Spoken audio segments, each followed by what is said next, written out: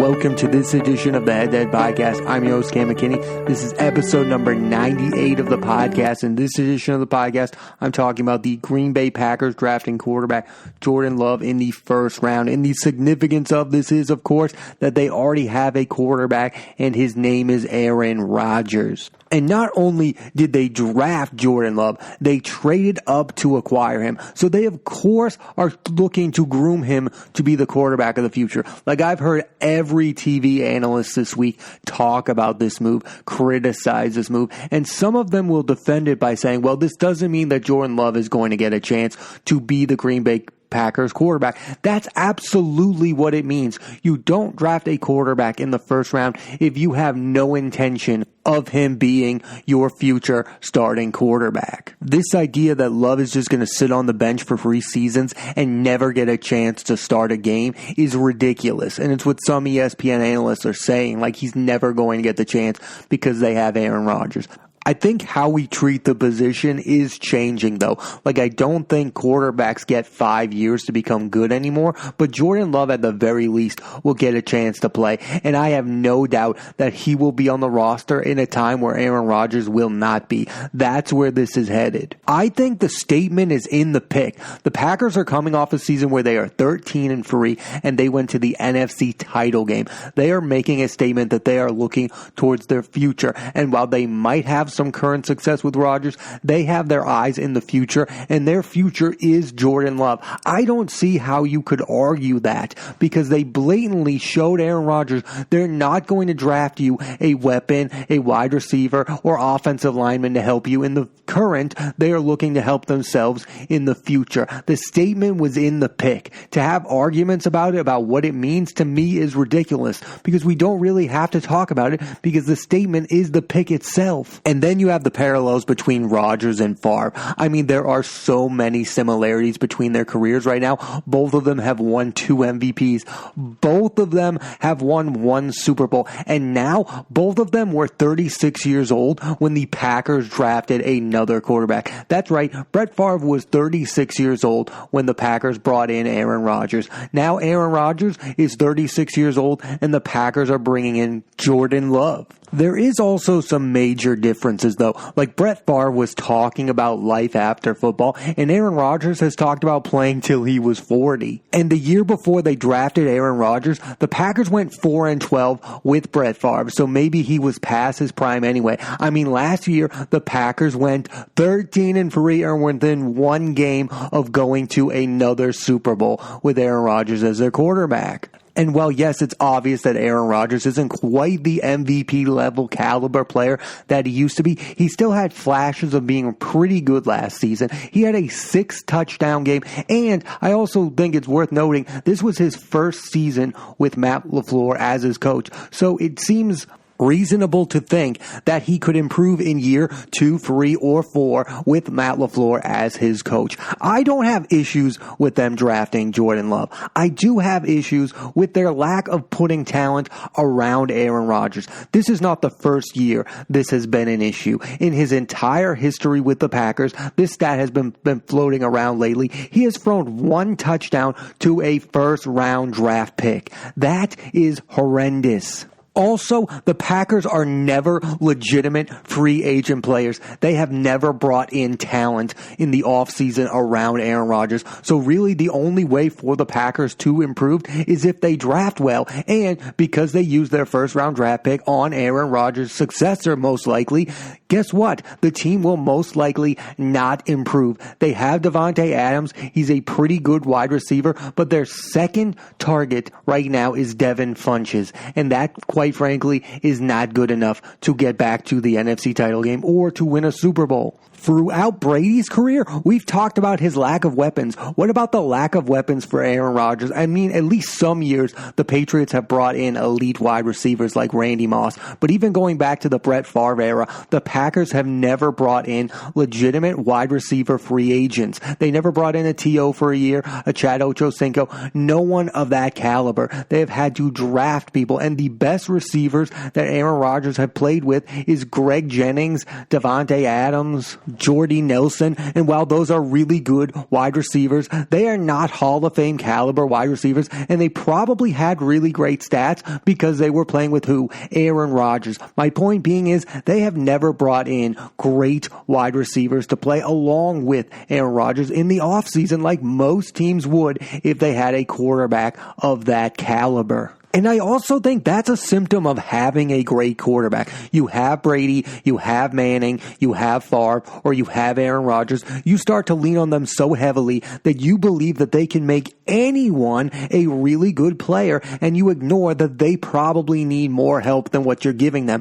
Aaron Rodgers can't win a Super Bowl on his own. Brady can't win a Super Bowl on his own. You need to surround these type of level star quarterbacks with talent, and I think the Packers have massively failed at doing that with Aaron Rodgers. And Rodgers winning that Super Bowl with a 9-7 Packers team was probably not the best thing that could have happened for his career moving forward, because it probably made the Packers feel like, yes, this guy can carry our team, and we're going to win a ton of Super Bowls because he's that type of caliber talent. I think if you look back at the history of football and you look at those teams that only won one Super Bowl, it's those teams that relied heavily on their quarterback. The Green Bay Packers with Favre, the Indianapolis Colts with Peyton Manning, and now the Packers with Rodgers. If you rely that heavily on your quarterback, it is going to strain your chances of winning multiple Super Bowls. You were not a great team. You just had an all-time great player. The Brady Patriots are a dynasty not only because they had Tom Brady,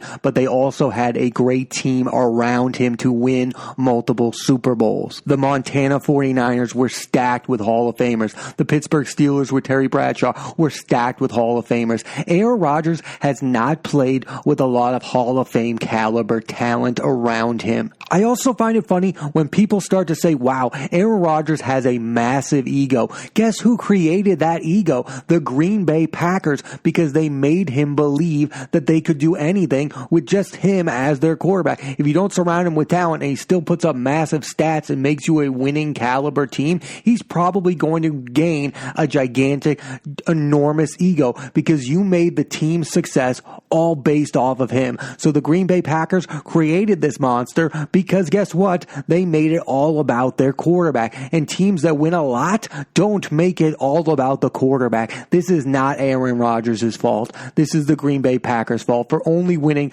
2 Super Bowls with 2 of the all-time best. I also think that now this is happening again to the Green Bay Packers is making me blame them now more than ever. I mean, when the whole Brett Favre madness was happening, you were like, this is all Brett Favre's fault. He's an egomaniac. Okay, now you get a second chance with Aaron Rodgers, a guy who's not like Brett Favre. He's not a turnover machine, and many people believe he is going to become the greatest quarterback of all time. Okay, you've got your second chance, and guess what? They blew it. They blew their second chance, so now I'm putting all the blame on Aaron Rodgers, and I'm also taking the blame away from Brett Favre because they have made the mistake. They did not take advantage of the fact that they got an all-time great quarterback. He then retired. They got another one, and they didn't take advantage of the situation, and they only walk away with 2 Super Bowls in 20 years of having 2 of the best, 20 quarterbacks of all time?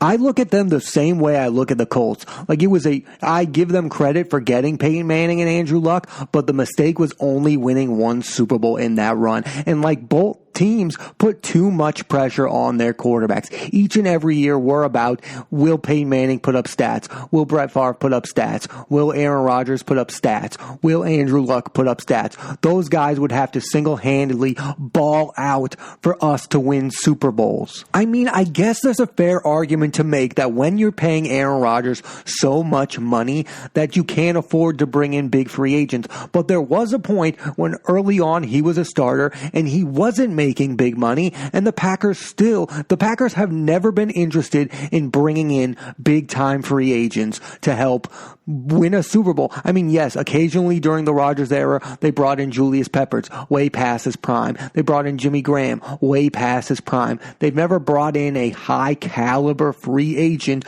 to help Aaron Rodgers win a Super Bowl. And they never did that during the Brett Favre era either. which is a fascinating strategy when you consider they had one of the first biggest free agency signings ever when they signed Reggie White, and guess where that got them? To a Super Bowl. So I don't really understand their strategy to not go after the big free agents. I mean, let's take last offseason, for instance. I thought the Green Bay Packers should have gotten Le'Veon Bell because I 100% believe that Le'Veon Bell would have had a much better season as a member of the Packers with Aaron Rodgers than he was ever going to have as a member of the New York Jets. Like, that's just a move that made sense to me. And they never even tried to get a running back. Yes, they got Aaron Jones, so you can say they ended up with a great running back, but still, that's just the kind of move. Like last offseason, none of us thought they had a great running back on the roster. So why wouldn't you go out and get Le'Veon Bell to go along with Aaron Jones? Like, bolster your offense around this Hall of Fame guy and try to win another Super Bowl while you can. Now the Packers are in this weird situation where they're going to have Aaron Rodgers for at least 2 more seasons because it's impossible to release him and not pay him that exorbitant amount of money. So he is going to be the starting quarterback for the Green Bay Packers for at least the next 2 seasons. And you wonder, what will that do to his mindset? And I have an answer to that. It will do either one of 2 things. It will either elevate his game, knowing that his replacement is behind him. Like, I think there was some benefit when the Patriots brought in Jimmy Garoppolo. It probably helped Tom Brady get back to that Super Bowl level starter that he was before that. So I think that actually helped Brady. I think that motivated him, knowing that, hey, maybe the Patriots don't think I'm good enough. Maybe they don't believe I can play into their 40s. Aaron Rodgers wants to play into his 40s. So maybe he will do his best to prove to the Packers wrong that I am your guy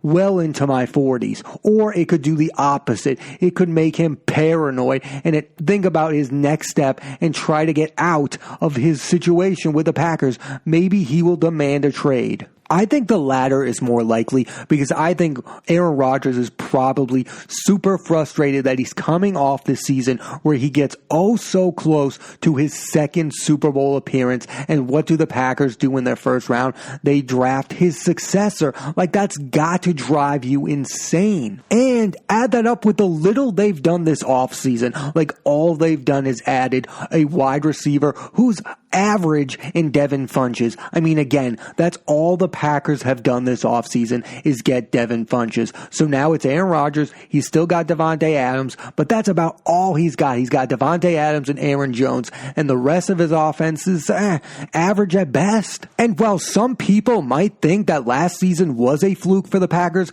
and they weren't 13-3 good, well, guess what? Now its own team is kind of telling the star player that's how we feel about it too. It's kind of like the Packers saying to Aaron Rodgers, we don't even believe you're 13-3 good anymore, even though we just saw you do that. So we're not going to bolster our roster around you and try to make another go of it. We think we're closer to resetting than winning another Super Bowl. And that's got to be the thing that's driving Aaron Rodgers mad at this moment. And of course, there's speculation that head coach of the Packers, Matt LaFleur, is not the biggest Aaron Rodgers fan. He's done with Rodgers. He wants to start off with his own guy. I mean, that's kind of similar to the Brett Favre story too. I mean, Brett Favre was not Mike McCarthy's guy. Guess who was? Aaron Rodgers. And now that Aaron Rodgers isn't the guy for the head coach, he's probably on the way out from the Packers, because if you don't have the support of the head coach, you're not going to remain the quarterback of that team moving forward. I mean, the Packers have a long-term investment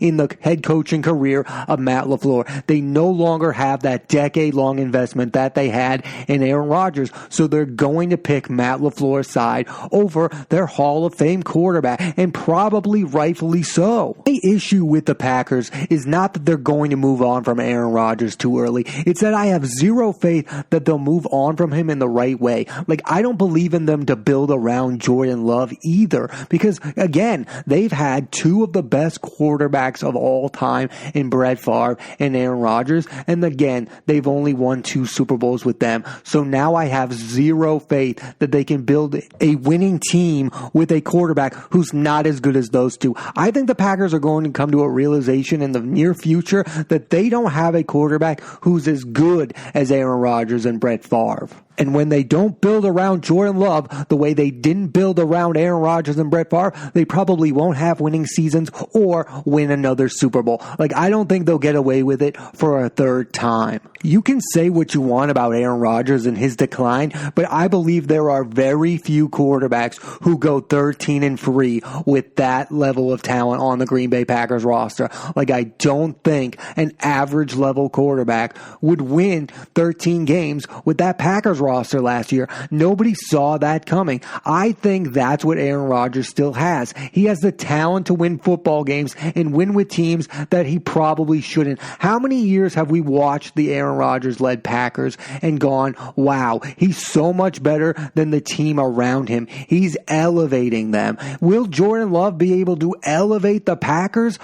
Time will tell, but probably not in that same way, and probably not even in the way that Brett Favre could win games with that Packers roster. The Packers, if they're going to change their ways and change their quarterbacks, they're going to have to change their philosophy and actually draft well and be players in free agency and build around their young quarterback. Or they're going to learn the hard way. You can't win with just relying on great quarterback play, because again, you won't always end up with a great quarterback. Maybe they are right. They believed in Favre at a time where not a lot of people believed in Brett Favre. They believed in Rodgers where, again, he dropped in that draft. So the Packers are pretty good at deciding who the next big quarterback might be, and maybe that will end up being Jordan Love. But again, I feel like they're either going to repeat their history or Jordan Love's going to be a flop. I don't feel like they could ever build a football dynasty in Green Bay doing things the way they are doing things in the free agency era. This isn't the Vince Lombardi-led Packers anymore. They're no longer that esteemed football franchise. They're not bigger than free agency or drafting. They need to do both of those things way better in the future if they want to return to being one of the most prominent teams in the National Football League. Another thing about this that is so fascinating, I feel like the biggest winner of this situation is Brett Favre, because I listened to his interview on the Rich Eisen show, and again, he's on his high horse now, predicting that Aaron Rodgers will probably not end his career with the Packers. He is loving every single moment of this, because for years we made fun of Brett Favre for wanting out of the Packers, and now he can look at the guy that we all thought was better than him, and he can go, see, that happened to Rodgers too. He wasn't that much bigger than me or better than me. The same situation is happening, and no one's loving it more than Brett Favre. And what if Aaron Rodgers doesn't choose to be a mentor to Jordan Love? Are we going to make fun of him the same way we made fun of Brett Favre for not being a mentor to Aaron Rodgers? It's just so fascinating how for years we were like, Aaron Rodgers is a golden boy. He's so different than Brett Favre. The stats do say Rodgers is a lot better. He throws a lot less picks. But then if you look at the similarities between the two, they're frightening. The two MVPs, the one Super Bowl, the 36 years old, and they draft another quarterback besides you. Those similarities are becoming more and more by the day. And their biggest similarity might be that they end their careers with different teams. Now, the way Brett Favre went about it was he wanted to get on the Minnesota Vikings to show the Packers what they missed out on. Is Aaron Rodgers going to be the same level of petty? That will be interesting to see. I doubt we'll see Aaron Rodgers in a Vikings uniform, but he'll probably want to be in the same division or conference. I think it will be so interesting to find out who Aaron Rodgers would want to play for if not for the Packers. Is he the type of guy that wants to play with a Bill Belichick, the coach who is the boss? Or does he want to keep playing for these Mike McCarthy's and Matt LaFleur's who are basically the coach, but he's the star player? Does he want to continue playing for those kind of guys? Or does he want to play for the coach who's kind of like a dictator-like type, like a Belichick, even like a Mike Tomlin type guy, like somebody who has cachet and has won a Super Bowl before? I think Aaron Rodgers is just another example of how much, yes, we love saying who the next superstar is. We love declaring LeBron James as the greatest basketball player ever. We love love declaring Aaron Rodgers as the best quarterback of all time. But you know what we love almost just as much? Tearing them down. We love it. Fans love to do that. We love to do that. We love to say, hey, we were kind of wrong about that guy. Aaron Rodgers, he's an egomaniac. We do not like his style of quarterback play. But the truth of the matter is, he is one of the best quarterbacks to ever play in the National Football League. And I believe whether or not he finishes his career with the Green Bay Packers, none of that changes in my opinion. I think there is a chance that if he does leave the Packers, there could be some more good football left in him. I mean, look at what's happening with Drew Brees, Tom Brady. They are still high-level quarterbacks in their 40s, and I could see the same thing happening for Aaron Rodgers. Thanks for listening to this edition of the Head to Head Podcast. I'm your host, Cam McKinney. There'll be a new episode of the podcast every Monday on Apple Podcasts and iTunes, so please rate, review, and subscribe.